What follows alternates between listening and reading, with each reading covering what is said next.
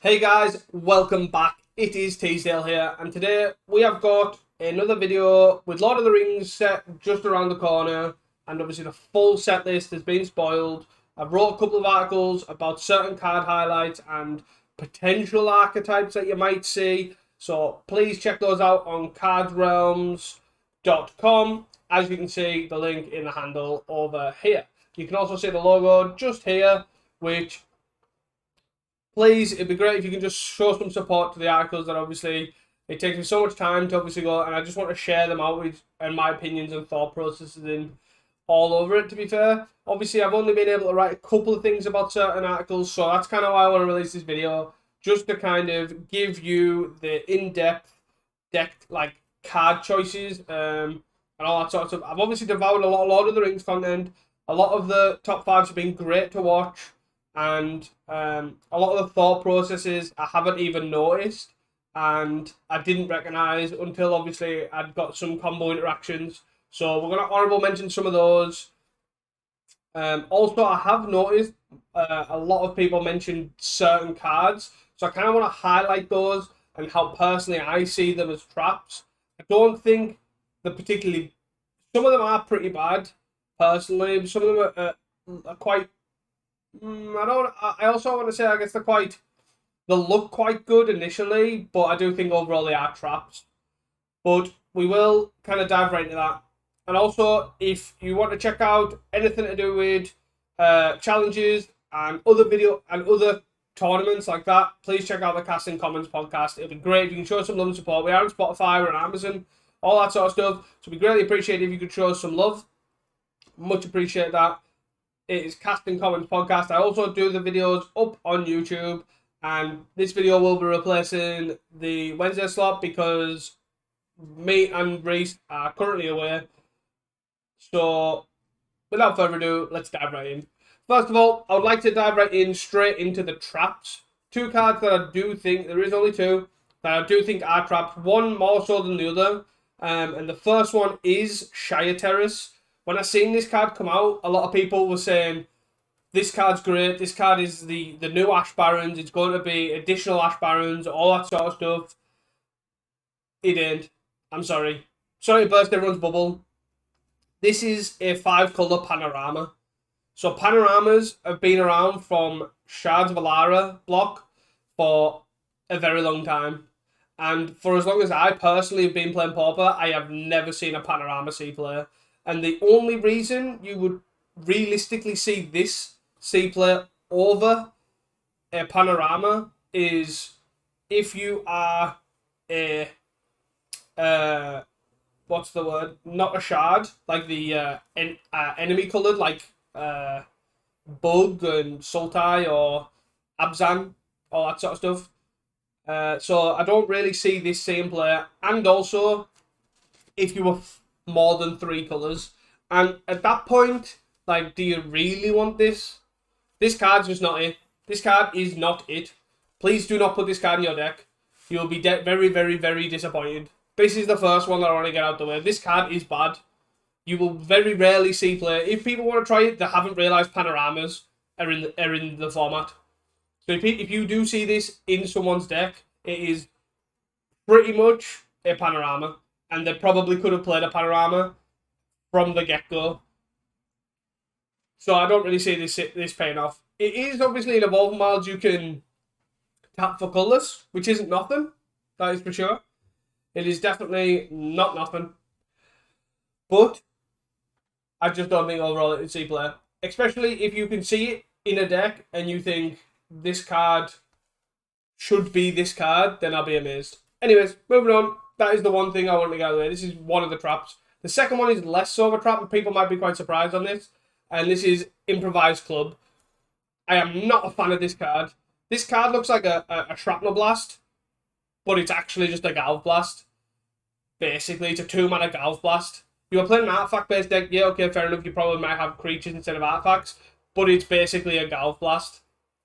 And, yeah, sure, it could be Galv Blast 5 to 8, but let's be honest, you don't want Galv Blasts 5 to 8. You probably don't even want Galv Blast number 4.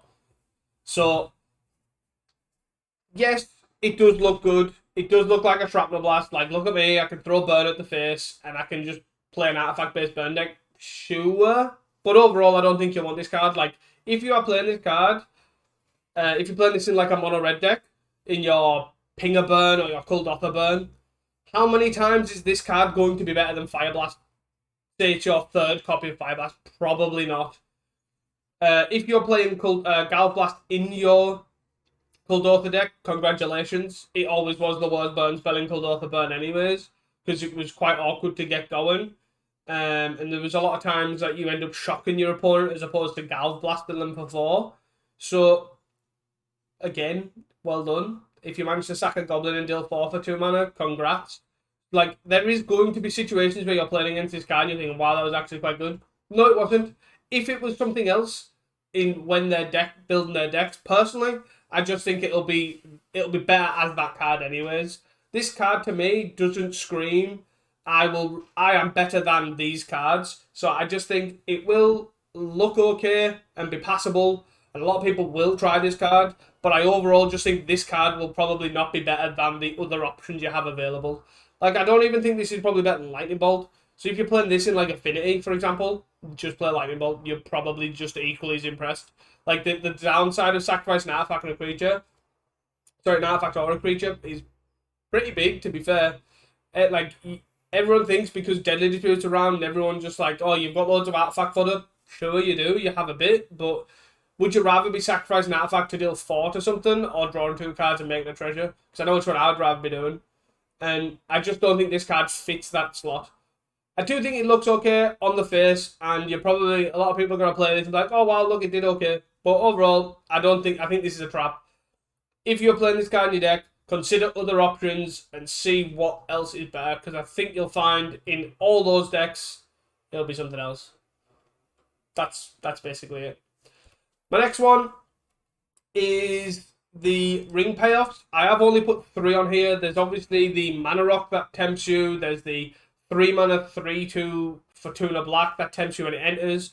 There's the white and 1 X1 that when it dies, the ring tempts you. There is a lot of different things that the ring tempt you, and I do think it's so hard to evaluate this mechanic as a deck that I don't know how well this is going to be good. Some of them look pretty close, so I can understand why. Some of them are fairly undercosted, and it'll be interesting to see when we do actually play with the tempts you mechanic, the ring tempts you mechanic, to see how it plays out, to decide how well it is. There is some aggressive, because I feel like they need to be aggressive, but that may not be the case when you play it out. So that's kind of the idea. I just want to honourable mention them, that I do think some of them do look good on face value.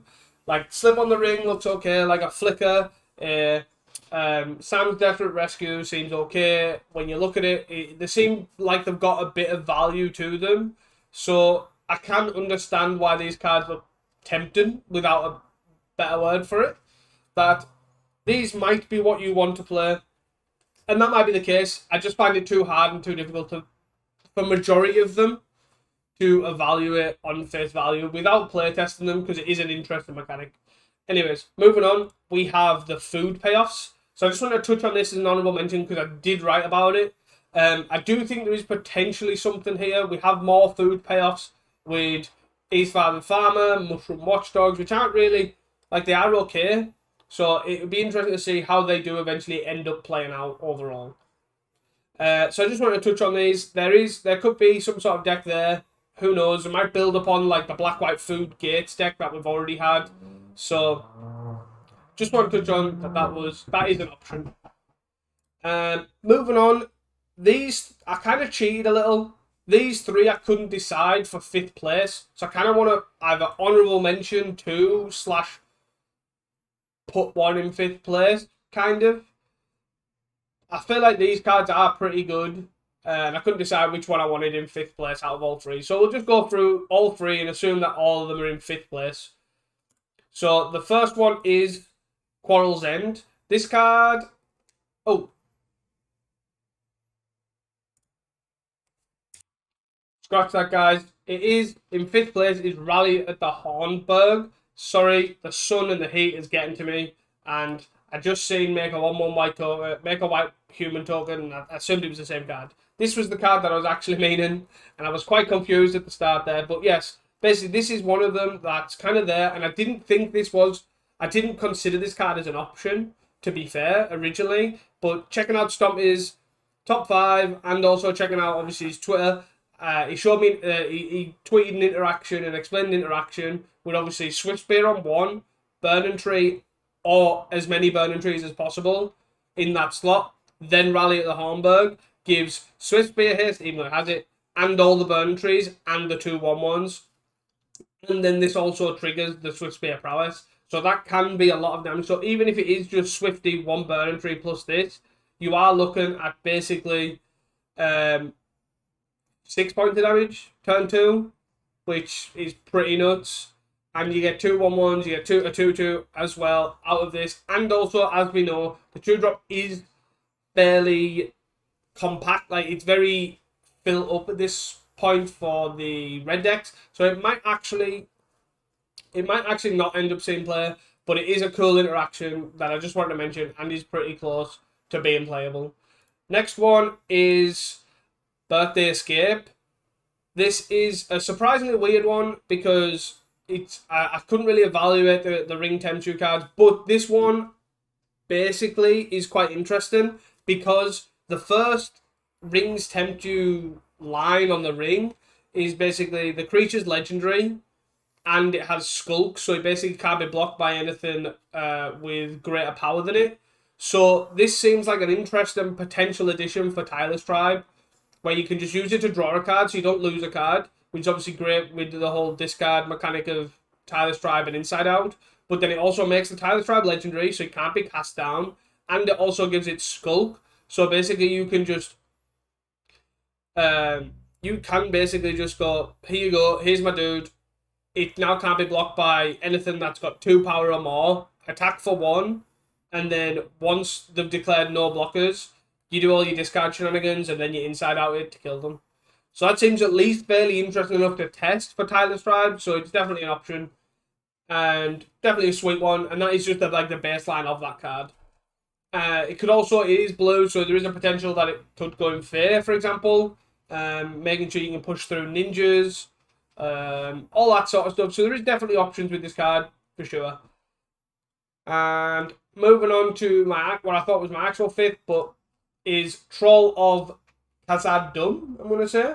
Or Khazad-dûm. Which is basically, it's a 6-mana 6/5 with Swamp Cycling. For 1 colourless, and it can't be blocked except by 3 or more creatures, which is early on in the game is pretty much unblockable.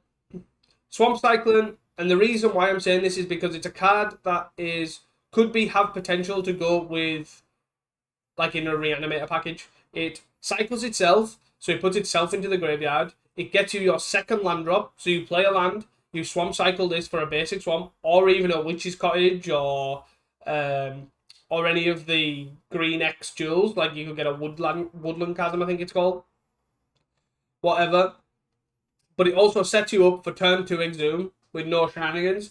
And also you can go turn 1 Dark Ritual this into Exhume. All in 1 turn as well, because it's a 1-mana cycler. And then basically it's a 6/5 unblockable pretty early on. So that's why I think this card's pretty cool and definitely worth mentioning, because it just allows pretty cool interactions with Exhume.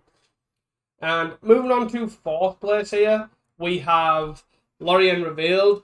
Again, a card that I wasn't so hyped on until I had spoke to Sadin Reagan or Callie and Stompy on Twitter, where he was talking about this card. It's not really what it seems on face value. You think, 5-mana draw 3 with Iron Cycle 1, like, it's just a really slow draw spell. But there's 2 key decks that I think can benefit from this. The first one is Terror, Blue-Black Terror. You effectively don't see this as a 5-mana draw 3. You see this as a Ash Barrens, which can get your blue-black lands, and it also counts as a spell in the graveyard, which is pretty neat. It's basically, effectively, it's an Ash Barrens that's a spell for Terror, which is great. Also helps you fix your mana, and then also in the late game, it's just a 5-mana draw 3, which at worst isn't that bad. So that's a pretty cool one. Definitely sweet interaction. And then the other option for this is Poison Storm. This is effectively your Thirst and Roots half, where you fix your mana here for 1 colourless, which is quite nice, especially when you're just relying on depletion lands a lot of the time, so you kind of miss a little here and there. Like, you end up with a Peat Bog and a Hickory Woodlot, you can't really get your blues going. This helps that. But then also, if you do get your mana going, this is basically just Vivisurgeon's Insight 5 to 8 if you need it, or even if it just copies 5 and 6, it is perfectly fine.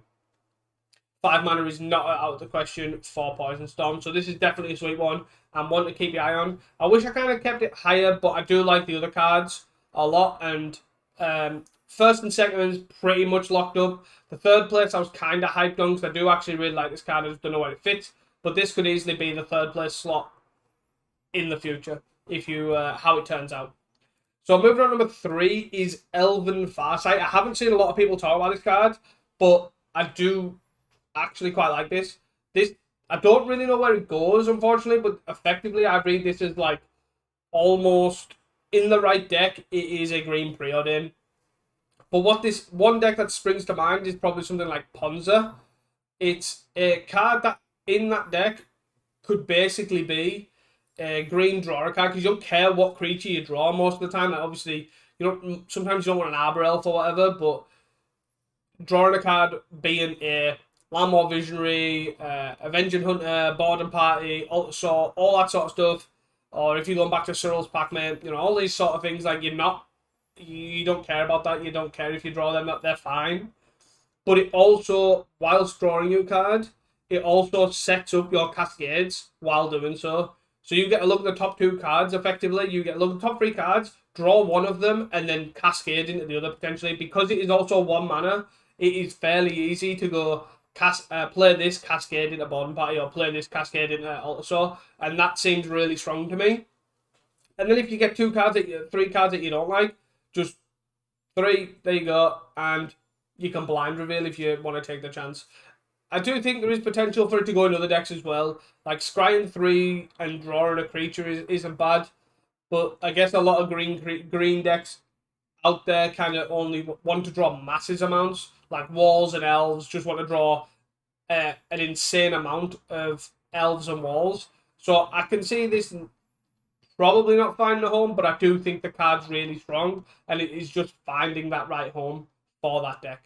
So, and that's why I do really like Elven Farsight.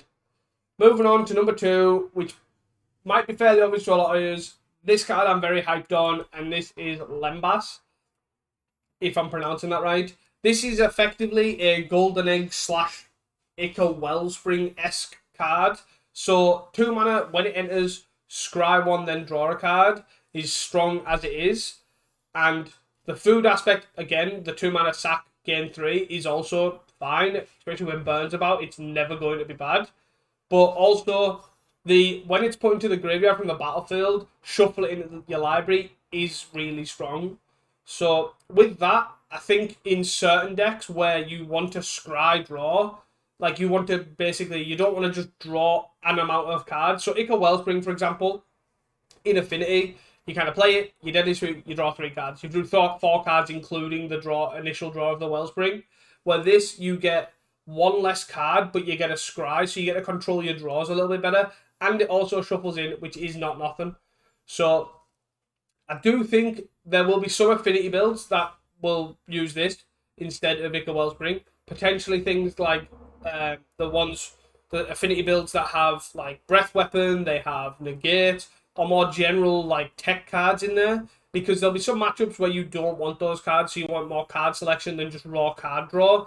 So that's where I think that might shine. But I also think this will probably replace Ica Wellspring in Gardens, like Golgari Gardens. Because, again, that deck doesn't just want raw cards, it wants actual cards. So if you are in the late game, scrying a land to the bottom, drawing a card, to then Deadly Dispute to put this into your library is also a valid thing. You do draw through your deck quite a lot. And effectively giving yourself 4 extra cards in your deck when you shuffle them in is also not nothing. I also do think, again, another addition to potentially Gardens is the fact that this combos quite nicely with Cauldron Familiar.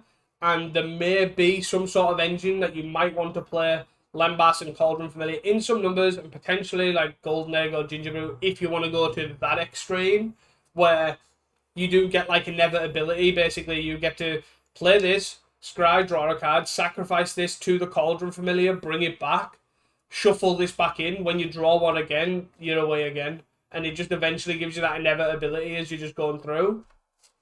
And it will eventually drain them. Also, Cauldron Familiar is generally really good at going surprise and protected the initiative, because you can just sacrifice it, bring it back into play, drain one block into sacrifice another each back again. So it's quite good at taking and also like defending the initiative quite well. So which is another consideration for it in Golgari Gardens. So that's why I do like this card. Obviously, it also is another great food that goes into the black-white food gardens, food gates deck. So that is definitely another one that for sure would likely see play. I just think this card's really sweet and definitely an interesting one to keep an eye on. And my number one is a card I wrote about, so probably not a surprise to anyone at home. And the reason I do think this card is great is Cast Into the Fire is 1 on a red instant, exile target artifact, and then it also deals 1 damage for up to 2 creatures.